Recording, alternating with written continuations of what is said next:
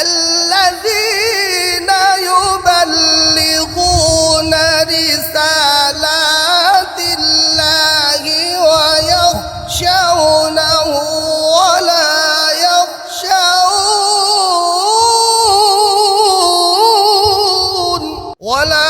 يخشون أحدا إلا الله وكفى بالله حسيبا আমার ভাইয়েরা কি পরিমাণ মুজাহাদা কি পরিমাণ কষ্ট আর মেহনতের পরে এই দিন আপনার আমার পর্যন্ত এসেছে। শুধু তাই নয়, এই দাওয়াতের কারণে সর্বশেষ যখন আমার রাসূলকে তারা দাওয়াত থেকে ক্ষান্ত করতে না পারলো, সর্বশেষ তারা সিদ্ধান্ত গ্রহণ করলো। কোরআনের পাকে আয়াতে আল্লাহ তাআলা বলেন, وَإِذْ يَمْكُرُ بِكَ الَّذِينَ كَفَرُوا لِيُثْبِتُوكَ أَوْ يَقْتُلُوكَ أَوْ يُخْرِجُوكَ। আল্লাহু আকবার। আমার বন্ধুরা, আল্লাহ সুবহানাহু ওয়া তাআলা বলেন, ও দুনিয়ার মুসলমানেরা শুনে রাখো, তারা যখন ইসলামকে এভাবে করে মুহাম্মদকে বুঝানোর পরে তারা যখন তাকে ক্ষান্ত করতে পারলো না, তারা সিদ্ধান্ত গ্রহণ করলো তিনটা সিদ্ধান্ত। কয়টা সিদ্ধান্ত? তিনটা সিদ্ধান্ত গ্রহণ করলো। কোরআনের আয়াত থেকে বলছি, বানোয়াট কোনো গল্প নয়, বানোয়াট কোনো কিচ্ছা কাহিনী নয়। কোরআন যদি সত্য হয়ে থাকে, আসমান জমিন লৌহা নক্ষত্রের মালিক আল্লাহ যদি সত্য হয়ে থাকে, তাহলে এই কথাটাও সত্য হবে। আল্লাহ তাআলা বলেন, ওয়া ইয ইয়ামকুরু বিকাল্লাযীনা কাফারু। যখন কাফেররা ষড়যন্ত্র করলো, সব ষড়যন্ত্র যখন ব্যর্থ হয়ে গেল, তারা দারুন নাদওয়ায় বসে সিদ্ধান্ত গ্রহণ করলো। আবু জেহেলের নেতৃত্বে একটা বোর্ড বসে গেল।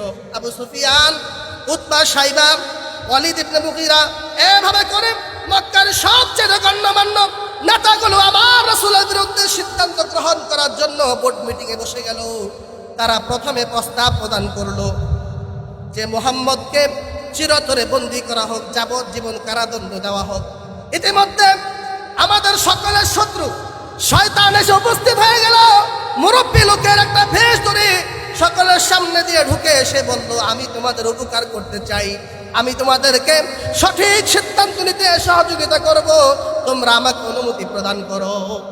শয়তান বসে গেল আবু জাহলের পাশে। এবার যখন বলা হলো মুহাম্মদকে যাবজ্জীবন কারাদণ্ড দেওয়া হোক, আমার ভাইয়েরা শয়তানটাকে বলে, না, তাকে যাবজ্জীবন কারাদণ্ড দেওয়া যাবে না, কারণ তার অনেক অনুসারী রয়েছে। তারা যদি রাতের আধারে গোপনে তাকে সেখান থেকে মুক্ত করে নিয়ে যায়, যদি তারা বিদ্রোহ করে বসে, তাহলে তোমরা কুলাইতে পারবা না। দেখেন শয়তানের কত খবিস মার্কা বুদ্ধি, কুলাইতে পারবা না। সে সুবুদ্ধি দেওয়ার জন্য আসছে কাফের। আমার ভাইয়েরা, 2 নম্বর প্রস্তাব পেশ করা হলো, মুহাম্মদকে মক্কার জমিন থেকে চিরতরে বিদায় করে দেওয়া হোক। শয়তান এবার বাগড়া দিয়ে বলে, মুহাম্মদকে যদি তোমরা আরবের জমিন থেকে বের করে দাও, অনারবরা মুহাম্মদের ধর্ম গ্রহণ করবে, আজমিরা ধর্ম গ্রহণ করবে, অন্য রাষ্ট্রের মানুষ ইসলাম গ্রহণ করবে। আর যখন লাখ লাখ অনুসারী হয়ে যাবে, তখন মুহাম্মদ তার অনুসারীদেরকে নিয়ে আরবের বুকে আক্রমণ করতে পারে। তাহলে কি করা হবে? আউ ইয়াকতুলুক। আমার ভাইয়েরা, 3 নম্বর প্রস্তাব আসলো, মুহাম্মদকে চিরতরে বিদায় করে দেওয়া হোক, হত্যা করা হোক। বলেন নাউজুবিল্লাহ। আমার ভাইয়েরা, শয়তান বলল, এবার ঠিক আছে, তাকে চিরতরে হত্যা করে ফেলা হবে, কারণ তাকে হত্যা যদি না করা হয়, তার অনিষ্ট থেকে তোমরা কোনোদিন বাঁচতে পারবে না। আমার রাসূলকে হত্যার সিদ্ধান্ত হয়ে গেল। এবার আবু জাহেল বলতেছে, যদি একজন লোক হত্যা করে, তাহলে ওই লোকের বিরুদ্ধে মুহাম্মদের গোত্র আবার বিদ্রোহ করবে, তাকেও হত্যা করা হবে, তার বিরুদ্ধে যুদ্ধ হবে। কি করা যায়? আমার বন্ধুরা, আমার ভাইয়েরা, আবু জাহেল বলল, মক্কার ভিতরে 100টা গোত্র আছে, যারা সবাই আমার নবীজির বিরুদ্ধে চলে গেছে। 100টা গোত্রের ভিতর থেকে একজন করে টাকরা যুবক হাতে নাঙ্গা তরবারি নিয়ে মুহাম্মদের ঘরের চারপাশে দাঁড়িয়ে যাবে, আর মুহাম্মদকে শেষ রাত্রে যখন বের হবে, মুহাম্মদকে সঙ্গে সঙ্গে হত্যা করে ফেলা হবে। বলে নাউজুবিল্লাহ। আমার ভাইয়েরা, আল্লাহর রাসূল যেদিন হিজরত করবেন, ওই দিন কাফের বেঈমানেরা 100 গোত্রের 100 তাগড়া যুবক হাতে নাঙ্গা তরবারি নিয়ে, খোলা তরবারি নিয়ে, কুশমুক্ত তরবারি নিয়ে ঘরের চারপাশে দাঁড়িয়ে গেল। আমার ভাইয়েরা, কত হৃদয় বিদারক ঘটনা, যে নবী আল্লাহ তাআলা বললেন, ওয়ামা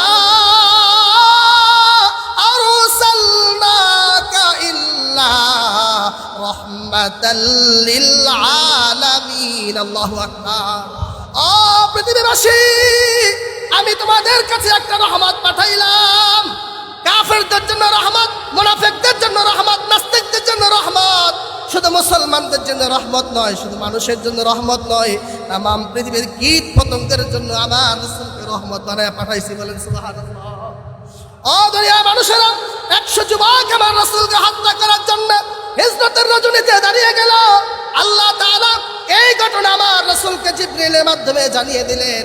হযরত জিবরাইল কানে কানে এসে বললেন, ইয়া রাসূলুল্লাহ, আজকে গভীর রজনীতে আপনাকে হত্যার ষড়যন্ত্র হয়েছে, আপনি কিন্তু প্রস্তুত থাকবেন। আল্লাহ তাআলা আপনাকে এই ফরমান জানিয়ে দিয়েছে যে আজকের রজনীর শেষ রজনীতে আপনি হিজরত করবেন। আমার ভাইয়েরা, হিজরতের সময় হয়ে গেল। রাসূলুল্লাহ সাল্লাল্লাহু আলাইহি ওয়াসাল্লাম হযরত আলী রাদিয়াল্লাহু তাআলা আনহুকে তার বিছানার ভিতরে শুয়ে দিলেন। বিছানার ভিতরে শুয়ে দিয়ে বুঝিয়ে দিলেন, যাদের আমানত আমার কাছে জমা আছে, তাদের আমানতগুলো সকালবেলা তুমি তাদের কাছে ফিরিয়ে দিবে। কেমন রহমতের নবী পাইলাম! যারা তাকে হত্যা করতে চায় তাদের আমানত ফিরে দেওয়ার চিন্তা তিনি করেন মৃত্যুর আগে। কেমন রহমতের নবী পাইলাম, কেমন মায়ার নবী পাইলাম, যিনি তাকে হত্যার ষড়যন্ত্র হচ্ছে আর তিনি তাদের আমানত নিয়ে টেনশন করেন। আমার ভাইয়েরা, রাহমাতুল লিল আলামিন নবীজি হযরত আলীকে শুয়ে দিয়ে ঘর থেকে বের হবেন। 100 যুবক হাতে খোলা তরবারি নিয়ে দাঁড়িয়ে আছে। আমার ভাইয়েরা, আল্লাহ তাআলা বলে দিলেন, ইয়াসিন ওয়াল কুরআনিল হাকীম ইন্নাকা লামিনাল মুরসালিনা আলা সিরাতিন মুস্তাকিম। এভাবে করে ফাআগশাইনাহুম ফাহুম লা ইউবসিরুন। আল্লাহ রাব্বুল আলামিন জানিয়ে দিলেন সূরা ইয়াসিন, ফাআগশাইনাহুম ফাহুম লা ইউবসিরুন আয়াত পর্যন্ত তেলাওয়াত করবে আর এক মুষ্টি মাটি নিয়ে ফু দিবে। ফু দেওয়ার সঙ্গে সঙ্গে তাদের চোখের দিকে এভাবে নিক্ষেপ করবে। আমার ভাইয়েরা, আল্লাহ বলেন ফাআগশাইনাহুম, আমি তাদের চোখ বন্ধ করে দিলাম। ফাহুম লা ইউবসিরুন, তারা চোখে দেখতে পেল না। আমার রাসূল ঘর থেকে বের হয়ে তেলাওয়াত করে এক মুষ্টি মাটি নিয়ে কাফেরদের দিকে এভাবে যখন নিক্ষেপ করলেন, এক মুষ্টি মাটি সঙ্গে সঙ্গে 100 কাফেরের চোখ বন্ধ করে দিয়েছে। সুবহানাল্লাহ। আমার ভাইয়েরা, রাহমাতুল লিল আলামিন নবীজি ঘর থেকে বের হয়ে হযরত আবু বকর সিদ্দিক রাদিয়াল্লাহু তাআলা আনহুর ঘরে গেলেন আর ডেকে বললেন, আবু বকর, তোমার সঙ্গে আমার হিজরতের কথা। আবু বকর আসলি করে কত সুন্দর হৃদয় বিদারক ঘটনা। আমার ভাইয়েরা, একটা ডাক দিলেন, সঙ্গে সঙ্গে আবু বকর ডেকে বলেন, লাব্বাইকা ইয়া রাসূলুল্লাহ। আল্লাহু আকবার। আমার রাসূল বলেন, আবু বকর, আজ থেকে 6 মাস আগে হিজরতের কথা তোমাকে বললাম, পরিপূর্ণ ঘটনাও তোমাকে বলি নাই, পরিপূর্ণ ইশারাও দেই নাই, শুধু একবার বলেছি আবু বকর আমার সঙ্গে হিজরত করতে হবে। ও আবু বকর, কেমনে তুমি গভীর রজনীতে, শেষ রজনীতে একবার ডাকার সঙ্গে সঙ্গে তুমি আমার উত্তর দিলা? হযরত আবু বকর বলেন, ইয়া রাসূলুল্লাহ, ইয়া হাবিবাল্লাহ, যেদিন আপনি আমাকে এই কথা বললেন যে তুমি আমার সঙ্গে হিজরত করবেন, আমি সৌভাগ্য মনে করলাম। 1.5 লক্ষ সাহাবীর ভিতরে আপনি কাউকে বলেন নাই হিজরতের কথা, কিন্তু আবু বকরকে আপনি নির্বাচন করেছেন। আল্লাহু আকবার বলেন। আমার মতো নাখান্দা গোলামকে আপনি কবুল করেছেন। হিজরতের জন্য একজন সাথী দরকার, আর সেই সাথী হিসাবে আপনি আমাকে গ্রহণ করেছেন। আমি আবু বকরের জীবনে এর চাইতে বড় সৌভাগ্য আর কোনোদিন হতে পারে না। কিয়ামত পর্যন্ত উম্মতে মুহাম্মাদি স্মরণ রাখবে যে সেই হিজরতের রজনীতে যত কষ্ট, যত মুজাহাদা হয়েছে, প্রত্যেকটা কষ্টের মুহূর্তে আমি আবু বকর আপনার সঙ্গে ছিলাম। বলেন সুবহানাল্লাহ। হযরত আবু বকরকে সঙ্গে নিয়ে আমার রাসূল হিজরতের জন্য বের হয়ে গেলেন। হিজরতের পথে যখন হাঁটছেন, একবার আবু বকর সামনে যায়, একবার পিছনে যায়, একবার ডানে যায় আর একবার বামে যায়। রাসূল আবু বকরকে ডেকে বললেন, এমন করো কেন? আবু বকর ডেকে বললেন, ইয়া রাসূলুল্লাহ, কাফের মুশরিকরা আপনাকে ডান থেকে আক্রমণ করতে পারে, বাম থেকে আক্রমণ করতে পারে, সামনে থেকে আক্রমণ করতে পারে, পিছন থেকে তীর মারতে পারে।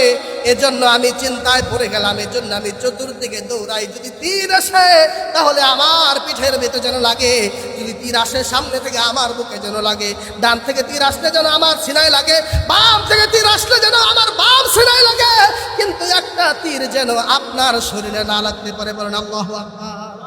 এইভাবে করে সাহাবায়ে কেরাম রিদওয়ানুল্লাহি তাআলা আলাইহিম আজমাইন আমার নবীজিকে প্রটেক্ট করেছেন, সেভ করেছেন। এইভাবে করে তারা মহব্বত করেছেন, ভালোবেসেছেন। আর এত পরিমাণ ত্যাগ আর তিতিক্ষার পরে রাসূলুল্লাহ সাল্লাল্লাহু আলাইহি ওয়াসাল্লাম আমাদের পর্যন্ত দিন পৌঁছে দিয়েছেন। কোরআনে কারিমে আল্লাহ সুবহানাহু ওয়া তাআলা বলেন, কিতাবুন আনজালনাহু ইলাইকা লিতুখরিজান নাসা মিনাজ যুলুমাতি ইলান নূর।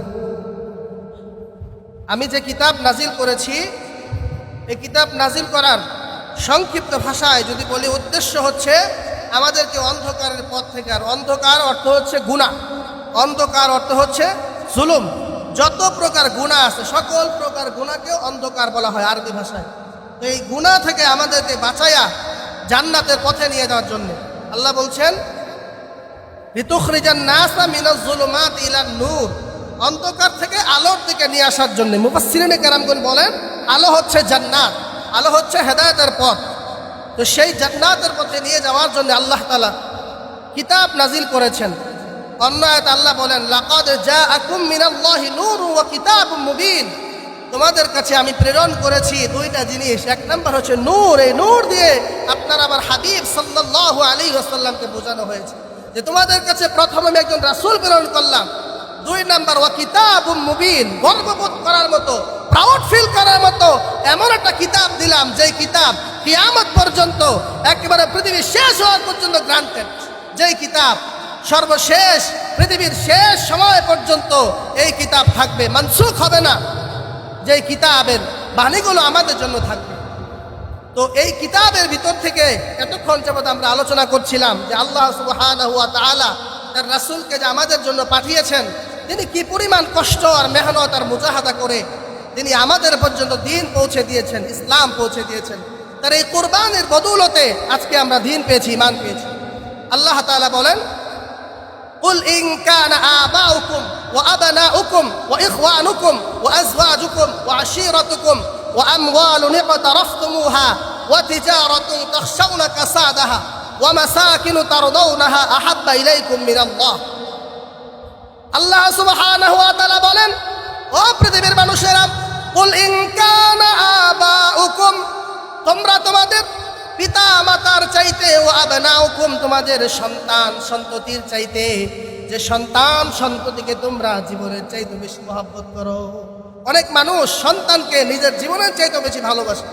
ওয়া ইখওয়ানুকুম, তোমাদের রক্তের ভাই বোনদের চাইতেও বেশি, যে ভাই বোনের জন্য অনেক মানুষ জীবনে কোনো কিছু করতে পারে না, ভাই বোনকে চাকরি বাকরি করে টাকা পয়সা উপার্জন করে লেখাপড়া করায়। এই পরিমাণ ভালোবাসো আপন ভাই বোনের চাইতেও বেশি। ওয়া আজওয়াজুকুম, এবং যে স্ত্রীর মহব্বতের কারণে তোমরা অনেকে গলায় দড়ি দিয়ে থাকো, আত্মহত্যা করে ফেলো, যে নারীর মহব্বতে জীবন বিসর্জন দিয়ে দাও, আমি আল্লাহর ফরমান হলো তোমাকে ওই স্ত্রীর চাইতেও বেশি মহব্বত করতে হবে। ওয়া আশীরাতুকুম, শুধু তাই নয়, তোমার সকল আত্মীয় স্বজনের চাইতেও বেশি মহব্বত করতে হবে।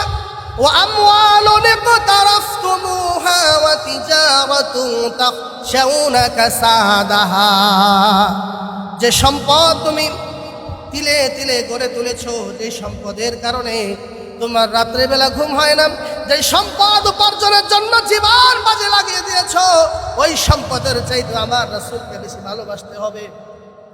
ওয়া তিজারাতুন তাখশাউনা কাসাদাহা, যে ব্যবসা বাণিজ্য প্রতিনিয়ত তুমি ভয়ে থাকো যে কখন ধ্বংস হয়ে যায়, কখন লস হয়ে যায়, আল্লাহ বলেন এই 8টা জিনিসের চাইতে তোমাকে 3টা জিনিসকে বেশি মহব্বত করতে হবে। আহাব্বা ইলাইকুম মিনাল্লাহি ওয়া রাসূলিহি ওয়া জিহাদিন ফি সাবিলি। আল্লাহ রাব্বুল আলামিন বলেন, 1 নাম্বার, এই 8টা জিনিসের চাইতে আল্লাহকে বেশি মহব্বত করতে হবে। কাকে বলেন? আল্লাহকে বেশি মহব্বত করতে হবে। যে আল্লাহ আপনাকে আমাকে এত সুন্দর করে মায়া করে সৃষ্টি করলেন, যে আল্লাহ এত ভালোবেসে আপনাকে আমাকে হায়াত নামক দৌলত দিয়া দুনিয়া জমিনে পাঠাইলেন। ল্যাংরাও বানাইতে পারতেন, চোখ না দিয়ে অন্ধ বানাইতে পারতেন, কান না দিয়ে বধিরও বানাইতে পারতেন, ঠিক কিনা? আছেন আমাদের সামনে অসংখ্য অগণিত, বানাইতে পারতেন জন্ম থেকেই বধির, অন্ধ, কানা, কিন্তু না বানিয়ে এত সুন্দর একদম নিখুঁতভাবে আপনাকে আমাকে সৃষ্টি করলেন। আল্লাহ বলছেন, লাকাদ খালাকনাল ইনসানা ফি আহসানি তাকওয়িম, এই পৃথিবীর জমিনে সবচাইতে সুন্দর চরিত্র দিয়ে, সবচেয়ে সুন্দর চেহারা দিয়ে তোমাকে আমি বানাইলাম। সে আল্লাহ সুবহানাহু ওয়া তাআলাকে ভালোবাসার দরকার আছে না নাই? আল্লাহ তাআলা বলেন, আহাব্বা ইলাইকুম মিনাল্লাহি ওয়া রাসূলিহি, 2 নম্বরে রাসূলুল্লাহ সাল্লাল্লাহু আলাইহি ওয়াসাল্লামকে বেশি ভালোবাসতে হবে। শুধু তাই নয়, ওয়া জিহাদিন ফি সাবিলি, আমি আল্লাহর সত্য দ্বীনকে প্রতিষ্ঠা করার জন্যে সমাজের বুকে তোমাদের পরিশ্রম আর মেহনত থাকার প্রয়োজন। যেমন ভাবে সাহাবায়ে কেরাম রাদিয়াল্লাহু তাআলা আলাইহিম আজমাইন আল্লাহর জমিনে দ্বীন কায়েমের জন্য চেষ্টা করেছেন। আল্লাহ বলছেন, হুয়াল্লাযী আরসালা রাসূলাহু বিল হুদা ওয়া দীনিল হক, আমি হেদায়েতের বাণী দিয়া আর সত্য কিতাব দিয়া দুনিয়ার জমিনে রাসূলকে প্রেরণ করলাম।